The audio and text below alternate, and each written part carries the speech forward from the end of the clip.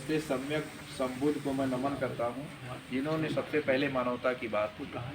और मैं इसी कड़ी में हमारे संत कबीर साहब, शहीद मोहम्मद रविदास जी और दक्षिण भारत के प्रियार ए वी रामास्वामी नायकर, इन तीनों महामानवों ने जो है धूम खंड को खंड खंड करके मानवता कायम करने का काम किया। और इसी कड़ी में शिक्षा की ज्योत जलाने वाले, जिन्होंने कहा था कि विद्या विहीने नर पशु समान है, विद्या से हीन व्यक्ति पशु के समान हो, तो उस पशु को इंसान बनाने वाले, विद्यावान बनाने वाले, ज्ञान की ज्योत जलाने वाले ज्योतिबा फूले को मैं नमन करता हूँ।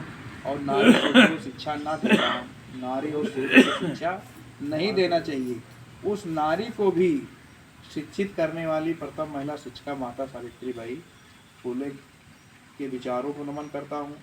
और इसी कड़ी में जो दूसरी महिला, जो कंधे से कंधा मिलाकर चलने वाली, जब ज्योतिबा फूले और माता सावित्रीबाई फूले को उनके माँ बाप ने घर से निकाल दिया, क्योंकि मनवादी व्यवस्था ने के लोगों ने कहा कि अगर शुद्ध शिक्षा ग्रहण कर लेगा तो धर्म भ्रष्ट हो जाएगा, पृथ्वी जो है नष्ट हो जाएगी, तहस नहस हो जाएगी।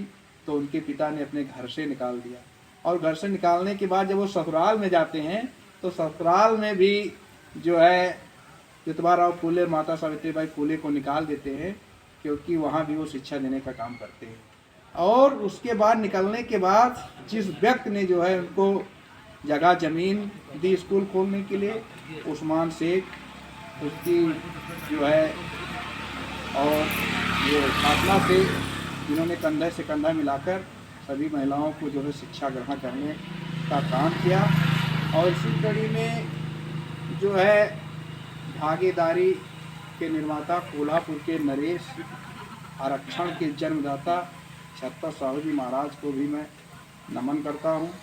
और इसी कड़ी में अनपढ़ होते हुए लोक शिक्षक की उपाधि पाने वाले, महाराष्ट्र में 32 विद्यालय खोलने वाले ऐसे लोक शिक्षक संत गाडगे को नमन करता हूँ कि जो अनपढ़ होते हुए 32 विद्यालय खुलवाने का काम किया। ऐसे महामानवों को नमन वंदन करता हूँ। और इसी कड़ी में जो है उत्तर भारत के प्रियार ललई सिंह यादव, जिन्होंने अपने जीवन संघर्ष से घर द्वार खेत पात बेचकर, प्रेस लगवाकर, सच्ची रामायण छपवाकर लोगों को जागरूक करने का काम किया। ऐसे महामानव ललई यादव को भी मैं नमन करता हूँ। और इसी कड़ी में जो है अभी जिसकी कल जयंती थी 2 फरवरी, जिसको बिहार का लेनिन कहा जाता है, जगदेव प्रसाद कुशवाहा जी, जिन्होंने कहा था 100 में 90 शोषित है, 90 भाग हमारा है। उनके विचारों को भी मैं नमन करता हूँ। और इसी कड़ी में राम स्वरूप वर्मा, और इसी कड़ी में जो है जिन्होंने गीता ना कुरान से भारत देश चलता है, संविधान से, सिंबल ऑफ नॉलेज, अंधों को आँख, बहरों को कान, गूंगों को जुबान, नारी को सम्मान, भारत को संविधान देने वाले परम पूज्य बाबा साहब के विचारों को नमन करता हूँ। और इसी कड़ी में एक नारा जिन्होंने कहा था कि वोट बनाए सीएम पीएम, आरक्षण बनाए एसपी, वोट से अपना सीएम पीएम बनाइए और आरक्षण से एसपी डीएम बनाइए। तो इसके संस्थापक बाम शेख संस्थापक, डीएस ब्लोर संस्थापक और बीएसपी संस्थापक मानव काशीराम साहब के विचारों को नमन वंदन करता हूँ।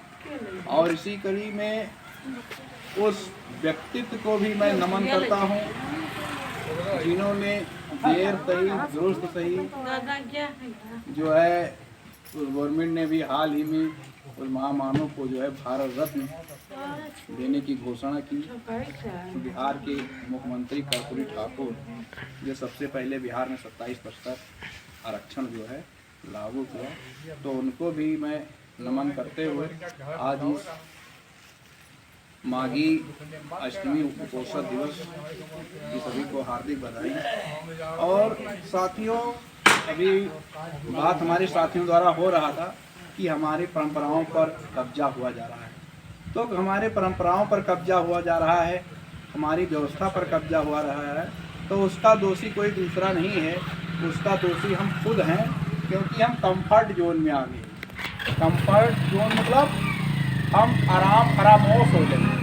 जैसे आपने देखा कि कभी सम्राट अशोक के काल में भारत सोने की चिड़िया रही, तो सम्राट अशोक के काल में ऐसे करते हुए 7वें 8वें 9वें फिर 10वें जो है मौर्य सम्राट बृहदत्त जो थे, वो भी कंफर्ट जोन में आने के कारण मनवादी व्यवस्था के लोग जब उसके शासन सत्ता में आ गए, तो हम विजयदशमी के दिन ही जो है बृहदत्त की मौर्य की हत्या करके जो है मौर्य वंश का जो है अंत करके जो है मनवादी व्यवस्था को जो है कायम करने का काम किया। तो वही व्यवस्था हमारे ऊपर लागू होती है कि हमारे पास जर जमीन, मकान, दुकान, नौकरी चाकरी हो जाने से हम कंफर्ट जोन में आ गए, और कंफर्ट जोन में आने से हमारी परंपराओं पर कब्जा हो गया। क्योंकि ये अष्टमी उपोषण दिवस जो है ये तथागत बुद्ध के काल से चली आ रही परंपरा थी, तो उसको हमको न मानने के कारण लोग जो है दूसरी व्यवस्था इस पर कायम कर दे। क्योंकि आज इतने लोग बैठे हुए हैं, बहुत भी साथी हमारे जो है अष्टमी, पूर्णिमा, अमावस्या, उपोषण दिवस के बारे में जान भी रहे हैं, लेकिन उसको मान नहीं रहे। ये सबसे पहले जितने हमारे साथी जो जान चुके हैं उनको जो है मानने की ज़रूरत है।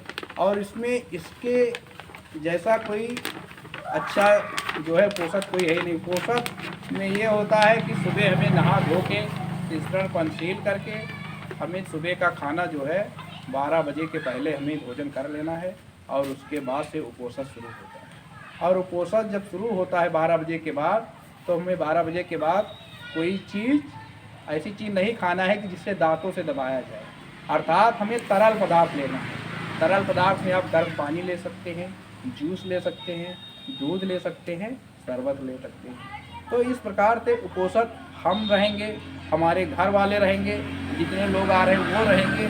ऐसे करते एक एक कड़ी अगर जुड़ती जाएगी तो फिर से हम जो है उस परंपरा में जो है हमारा वर्चस्व हो सकता है। तो सबसे पहले हमें शुरुआत करने की ज़रूरत है। सबसे पहले तो यहाँ के लोगों को शुरुआत करनी है, यहाँ के मुखिया को शुरुआत करनी है कि उपोषण का जो है उनको उपोषण रहने चाहिए। आज हमने जो है उपोषण का जो है शुरुआत किया है। आज हमने 12 बजे के पहले हमने भोजन कर लिया है, और उसके बाद अभी हम रिश्तेदारी में गए थे तो वहाँ हमने चाय पिया, पानी पिया।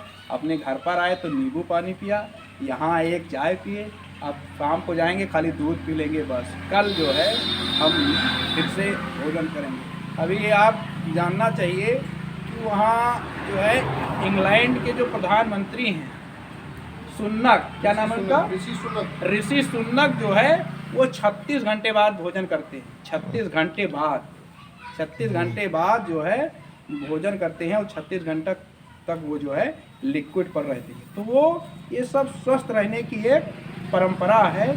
तो इस स्वस्थ रहने की परंपरा है। अभी हमारी पत्नी जो है, हम 2.5-3 लाख रुपये खर्च कर चुके हैं उनकी बीमारी में, लेकिन जो है उसमें हमने एक जो है घरेलू उपचार शुरू किया। सुबह के टाइम पानी पीना, 1 लीटर पानी, 1 चम्मच में सेंधा नमक, गर्म पानी, और उस पर 1 नींबू निचोड़ के 3 गिलास पी लेते हैं। उससे पेट साफ होता है, उनकी सारी बीमारी जो है दूर हो गई। नहीं तो उनको जमाई कस के आता था और घबराहट होता था, चक्कर होता था। अब जब से हम ये पिलाना शुरू किए तब तक 1 पैसे की दवाई जो है वो नहीं खा रही है। तो धीरे धीरे जो है, और उसके बाद आज तो हम अपना खुद कुपोषण शुरू किए हैं। उसके बाद नेक्स्ट टाइम से मैं अपनी पत्नी को भी ये शुरू करूँगा, और कोशिश करूँगा कि जो भी हमारे साथी ये सुन रहे हैं ये शुरुआत करें, तभी हम जो है सच्ची जो है अपने महापुरुषों को मानने का तब तक हमारा कोई मतलब है। अदरवाइज अब इसके बाद जो है 17 तारीख को जो है वो अष्टमी पड़ रही है। अगली अष्टमी जो है 17 तारीख को पड़ेगी। उसके बाद 11 तारीख को जो है अमावस्या पड़ेगा, जो रविदास बुद्ध विहार जो है साहबगंज में मनाया जाएगा। पूर्णिमा पड़ेगी, नहीं, अमावस्या पड़ेगा, अमावस्या पड़ेगा तब पूर्णिमा पड़ेगा। पूर्णिमा 24 को है। तो 24 को पूर्णिमा है।